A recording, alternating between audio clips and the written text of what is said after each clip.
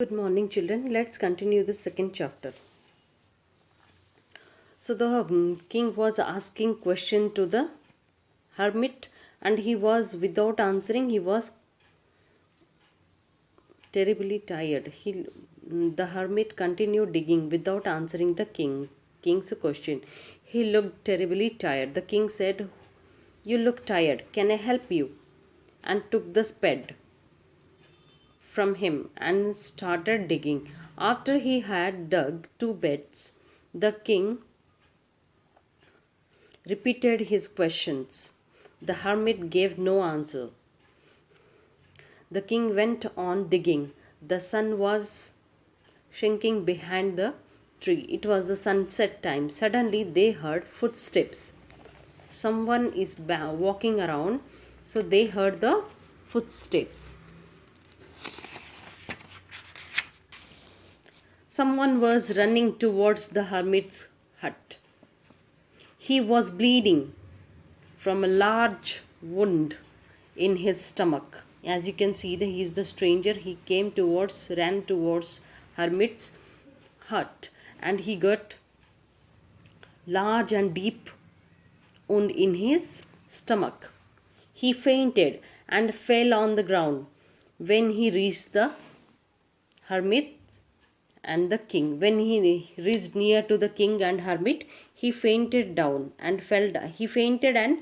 fell down there. No sense. They took him inside the hut. The king cleaned the wound repeatedly and covered it with his handkerchief and with a towel the hermit had. So the king cleaned his wound and covered it with his handkerchief and with the hermit a towel. He had one towel. They tried to stop the blood. The blood stopped flowing after a few hours. For stopping the blood flowing, they used the handkerchief and towel, as you can see here. But the king and the hermit continued to take care of the wounded man all night. All night, the king and the hermit, they took care of this wounded man. In the morning, when the man awoke, he stayed at the king for a few seconds. He was overcome with shame when he realized it was the king who had saved his life. So in the morning when he woke up, he stayed at the king. He looked at the king for a few seconds. For a few seconds continuously he was staring at the king, looking at the king. And he was overcome with shame. He was able to sit, but with shame. When he realized it was the king, he realized that simple man is the king who had saved his life. I have nothing to forgive me, cried the man when the king looked at him. When the king looked at him, he said, "Forgive me." Okay? "I have nothing to forgive you for." "Who are you?" said the king. But the king is not aware of this man. Okay? He is a stranger to the king, so he doesn't know anything. He said, "Who are you? And who I am to forgive you? I have nothing to forgive you. I am your enemy from the neighboring kingdom."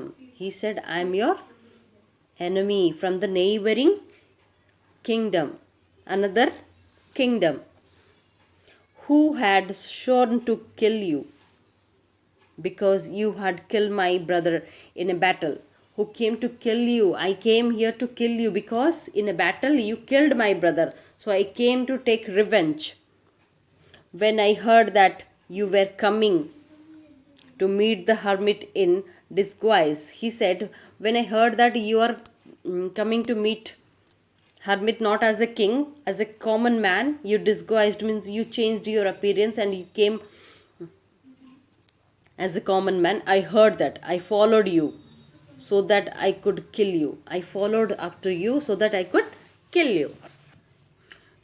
Your man, however, caught me and wounded me. But your soldiers, they caught me and they wounded me.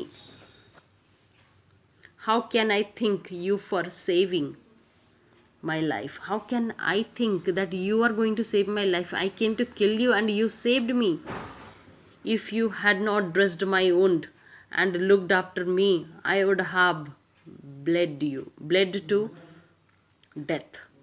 If you had not dressed me, if you had not looked after me, I would have bled you to death. I would have killed you.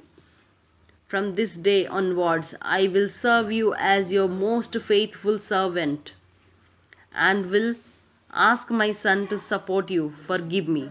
He said, you saved my life, so I want to serve you as your most faithful servant, and also I will ask my son to support you.